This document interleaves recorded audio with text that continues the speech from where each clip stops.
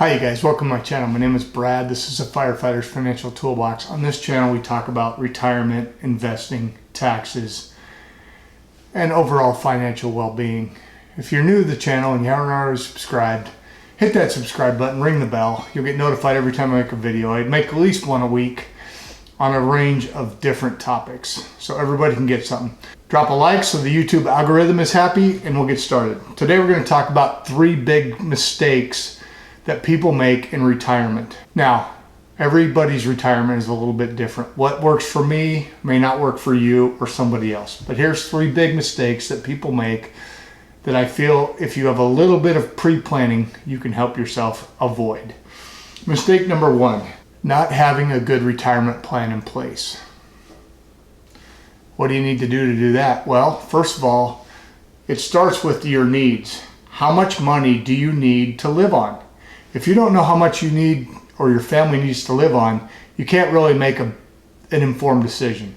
If you're just guessing, being off by $10,000 a year could really make a big problem. For example, if I know that I need $50,000 per year, I can budget in between my assets, and if I have a pension or Social Security, I can determine how much I need to draw from each income source to make sure I have enough money. Second thing you need to know is you need to understand the idea behind risk sequencing. What does that mean? So let's say you have $1 million in your account for retirement. So you're like, okay, I have enough. I need $40,000 a year. I'm gonna be fine. And then we have a couple of bad years, maybe 3 or 4 bad years where your stocks are down. The worst thing you wanna do is take from a down market. So we talk about that, and we talk about using a bucket strategy. A bucket strategy, if you haven't seen it, check out this video. I'll put a link in the description below. Talks about how we have 3 buckets of money. We have a 1 to 2 year bucket of cash, or very safe instruments that we know we can live on for 1 or 2 years and we won't have to draw. We know that most downturns usually last about 18 months or less. So if we have 2 years or even 3 years, depending on what you feel comfortable with, you know that you'll have money so that you can let those stocks and those more risky, higher returning assets grow. And I like having 3 buckets: a bucket of cash for 1 to 3 years, an intermediate bucket of bonds or dividend stocks, something I can take that won't have quite as much risk, and then a 3rd bucket for long term, so for 7 to retirement, right, forever, that's risky stocks that's going to grow in value. And then we replenish the buckets as necessary based on what the market does. If we have a really good year, maybe we take a little bit from the stock bucket. Each year we replenish that cash that we spend so that we don't have to draw from a bucket when it's down. Second mistake that a lot of people make is taking too high of a distribution rate, or taking too much money out of the kitty. Now, we all know about the 4% rule, right? William Benjamin back in the 90s decided that for the most part, if you don't draw more than 4% out of your account, you should be okay. If you want a good in-depth description of the 4% rule, you guys, check out this video. I'll link that down below as well. And that's on the 4% rule. It goes in a little bit more in depth in how that works, but basically, if you look at it as you have a $1 million portfolio, 4% of that per year would be $40,000. Theoretically, as long as you didn't take more than that, you should be safe for 25 years. And in most cases, they figured that 30 plus years even works. Now, there are people that argue that that was based on a time when bonds produced about 4%, and we all know that isn't the case now. So you're always better to err on the side of taking less than 4%.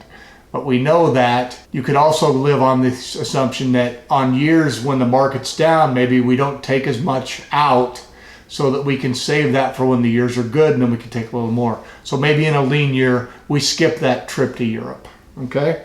Always err on the side of safety, you guys. All right, and the 3rd big mistake that people make in retirement, waiting too long to take the money out. Now this sounds counterintuitive, right? But a lot of people, when you retire, let's say they retire at 62, they automatically take Social Security. and they let their assets grow, because up until just a few years ago, really the only option you had for a 401k was to put it in traditional or tax deferred. Now with tax deferred, we save a little on taxes up front, but when we take it out, we have to pay taxes at our ordinary income rate. Well, what happens when you do that? You take Social Security at 62, not only are you getting a smaller amount because you're not waiting to your full retirement age, but you're letting that money grow and you're not taking it. And now, because of the Secure Act, we don't have to take RMDs till 72 years old.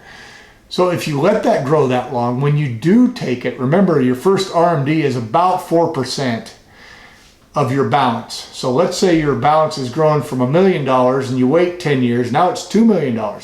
Now that first year you have to take at least $80,000, even if you don't need it. Okay, you guys, and it goes up by a percentage based by your age. So it starts at 4%, but it increases. Now, if you're not taking it out fast enough, you're going to get stuck with a pretty big tax bill in your old age. I don't know about you, but I want to minimize taxes when I'm 72, not pay more. One thing you might do is take some of those assets earlier on. Instead of taking Social Security at 62, you live on $40,000. So you lower that taxable amount, right, where your taxes are low. These are also some low tax years if you and your spouse are not making as much money. Maybe this is the time when you can do some Roth conversions. You can convert some of that tax deferred money into tax-free money by paying the taxes when you're in a lower tax rate and having some money to live on tax-free later on, or even to pass on to your heirs. A lot of people don't think about this. A lot of people go, well, I want to let it grow as long as possible, and that's understandable. But sometimes a little bit of planning based on your tax situation, and you guys, everybody's tax situation is different. I'm not saying this will work for you just because it worked for me. I'm also not a tax professional, and I'm just a guy on the internet. So take everything I say with a grain of salt. I have a passion for thinking about these kinds of things. I love talking about investing, retirement. I'm fortunate that I'll have a state government pension for being a firefighter for my career. And I realize those are going by the wayside. And mine could very well be cut in the future, but I'm going on the assumption that I'll be able to retire early. And because of that, I started formulating my plan a long time ago. My plan works for me. It may not work for others. And certainly it's not the end-all be-all of answers. But you guys, with some prior planning, these 3 big mistakes are easy to rectify if you just think about it before the time comes. Anyway, I hope you guys got something out of this. If you did, do me a favor. Give me a thumbs up. Hit that like button. It really helps the algorithm.